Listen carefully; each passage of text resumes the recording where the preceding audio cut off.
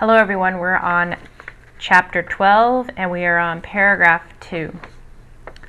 Whenever the impulse for an action is present in a general conceptual form, for example, thou shalt do good to thy fellow man, thou shalt live so that thou best promotest thy welfare, then for each particular case the concrete mental picture of the action, that is, the relation of the concept to a content of perception, must first be found.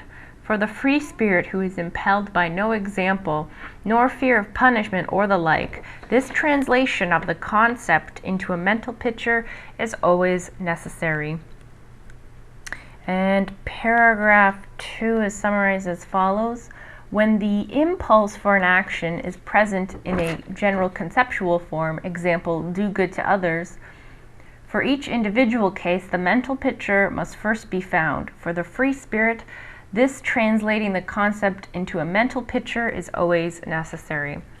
So as we mentioned previously in the first paragraph, as Steiner points out again, which he covers in chapter 6, is that the link between the concept and percept is the mental picture.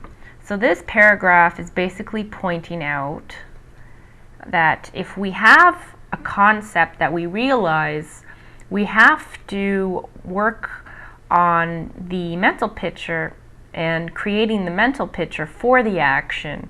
So if I sort of come to this conclusion that, I should be good to people or whatnot, then I'm going to have to come up with a mental picture for how I can show that. So I can, actually live that out in my life. So that's what this paragraph is pointing out.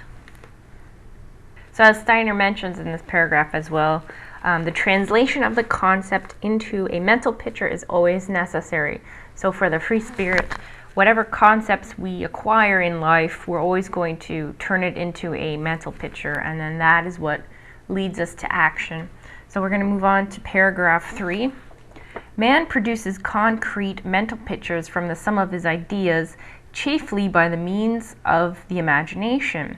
Therefore, what the free spirit needs in order to realize his ideas, in order to be effective, is moral imagination. This is the source of the free spirit's action. Therefore, it is only men with moral imagination who are, strictly speaking, morally productive.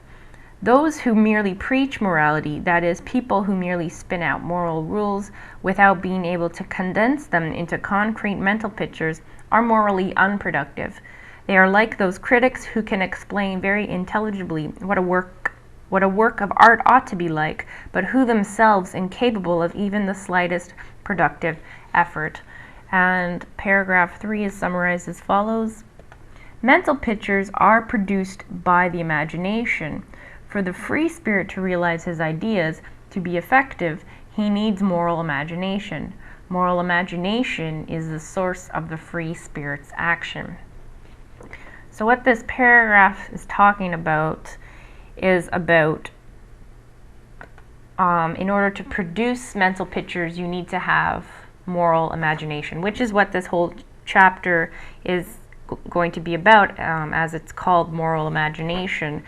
And so obviously someone has these concepts, and it's not enough to just have these concepts, these ideas for action. You now need to sort of have moral imagination to translate these ideas into action. And so that's how the mental picture is sort of the link between the conceptual world and the perceptual world. What I think is important in this paragraph is that he talks about this concept of moral imagination, and I don't think I've really heard of that concept when it comes to being moral, is to have that imagination.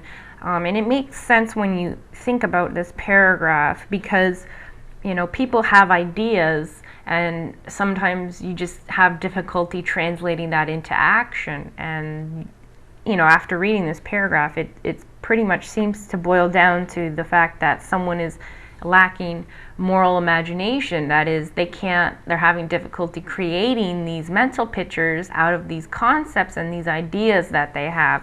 Because if one was able to produce imaginations to produce mental pictures, you'd be able to act out your ideas, because then you'd be able to translate them.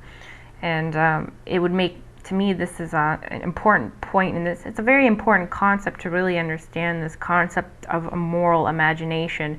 And again, this concept of morality, Steiner is pointing out, is a very active it's very active. You're not just passively being immoral. It really requires a mental capacity for you in life to be moral. It's not just good enough to have these concepts and ideas. You have to translate them into the real world, and so that's where the mental picture plays its part in this, and this is where moral imagination comes into the picture. And again, he just says, those who merely preach morality, that is, people who merely spin out moral rules without being able to condense them into concrete mental pictures, are morally unproductive. So that is also a very important point, because if all we do is preaching to people, we're not being morally productive. If we want to be morally productive, we need to take these ideas that we have, and then with our moral imagination, turn them into mental pictures, which will then provide us motivation for action. So that's the main point in paragraph 3, and so that's all we're going to cover for today. So if you have any questions or comments, just send me a message. Have a good day. Bye.